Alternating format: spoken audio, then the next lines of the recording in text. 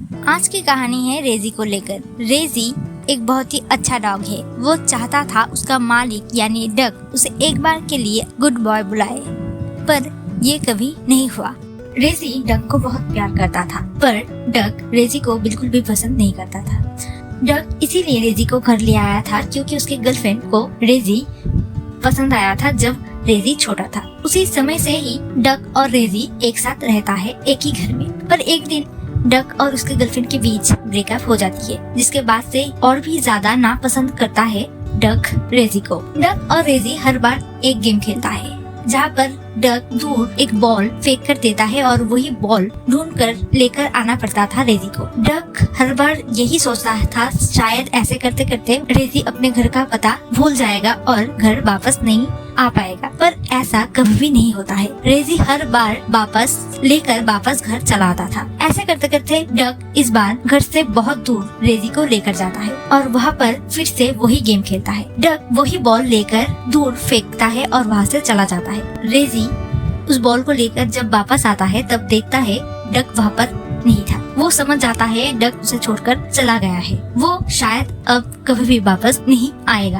कुछ देर तक रेजी वहाँ पर ही इंतजार करता है डक। इसके बाद रास्ते की और दो कुत्ते रेजी के पास आता है, उसे धमकाने लगता है। रेजी इस सारे चीजों से बिल्कुल अनजान था क्योंकि वो ज्यादातर बाहर नहीं जाता था कभी भी। तो जो भी हो, और इसी समय और एक डॉग पीछे से आता है जिसका नाम है बग। बग आकर रेजी को बचाता है उस कुत्तों से और इसके बाद रेजी अपने बारे में सब कुछ बाघ को बोलता है। रेजी अभी भी सोचता है शायद डक उसे लेने के लिए वापस आएगा, पर बाघ उसे समझाता है ऐसा कभी भी नहीं होगा क्योंकि वो ही उसे यहाँ पर छोड़कर गया है। सो इसके बाद बग रेजी को रास्ते के सारे कायदे कानून उसे समझाता है, जैसे करके जिस जगह पर वो लोग टॉयलेट करेंगे वो उसका हो जाएगा उस दिन से। इसके बाद बग और रेजी आता है पापड़, जहाँ पर रेजी के साथ हंटर और मैगी की मुलाकात होती है। एक समय हंटर और मैगी भी ऐसे ही घर में रहा करते थे, पर उन दोनों की मालिक भी उन दोनों को ले आकर रास्ते पर छोड़ दी गई है, जिसके बाद से वो दोनों भी रास्ते पर ही रहते हैं। अब सबके बीच में बहुत ही अच्छी दोस्ती हो चुकी थी। सब लोग इसके बाद एक रेस्टोरेंट के साइड में जाते हैं और उसके पास में जाकर खाना खाते हैं। उस दिन ही रेजी बहुत मजे करता है, शायद ये मजा उसके जीवन में फर्स्ट था। रेजी के सारे बातें सुनने के बाद सब मिलकर ठान लेते हैं उसकी जो ओनर है यानी डक, उसको सब मिलकर उसके करतूतों की बदला लेंगे, जिसके बाद से उन सभी एक साथ निकल पड़ते हैं डक के घर जाने के लिए। रास्ते में उन सभी के साथ बहुत कुछ होता है, जैसे कि वो लोग चलते चलते बहुत दूर आ चुका था, बहुत रात भी हो चुकी थी, अब सभी को कुछ खाना पड़ेगा। इसीलिए सब मिलकर पहुंचते हैं एक मेले में जहाँ पर किसी को खाना नहीं मिलता है और ऊपर से वहाँ पर जोर जोर से पटाखे फूटता है और इससे सब और भी ज्यादा डर जाते हैं और सब भाग निकलता है, पर पीछे छूट जाता है रेजी। उन सभी की दोस्ती इतना ज्यादा मजबूत था कि रेजी को छोड़कर कोई भी जाने के लिए राजी नहीं था। वो फिर से आते हैं, रेजी को बचाते हैं और वापस जाते हैं, और ये सब कुछ ये प्यार रेजी को बहुत अच्छा लगता है क्योंकि इसके पहले डक से ऐसी प्यार रेजी को कभी नहीं मिला था। इसके बाद सारे डॉग मिलकर एक दूसरे के ऊपर टॉयलेट करते हैं क्योंकि याद है ना रास्ते में रहने वाली डॉगों की वो फॉर्मूला, जो डॉग जो चीज पर टॉयलेट करेगा वो उस दिन से उसका हो जाएगा। सो यही बात फिर से वो सभी दोहराते हैं और एक दूसरे के ऊपर टॉयलेट करते हैं ताकि उन सभी के दोस्ती और भी ज्यादा मजबूत हो। रात गुजरकर अब सुबह हो चुका था और अभी वो लोग जब जंगल से गुजर रहा था तब बाघ के ऊपर एक बड़ी सी पक्षी उसके ऊपर हमला कर देता है। उसे लेकर एक चोटी से दूसरे चोटी पर जाने ही वाला था वो बर्ड, पर पीछे से बग को पकड़ता है रेजी और जैसे तैसे करके रेजी ही बग को उस हमले से बचाता है। रेजी और बग की दोस्ती बहुत ही ज्यादा गहरा था, वो दोनों लगभग एक ही उम्र के थे।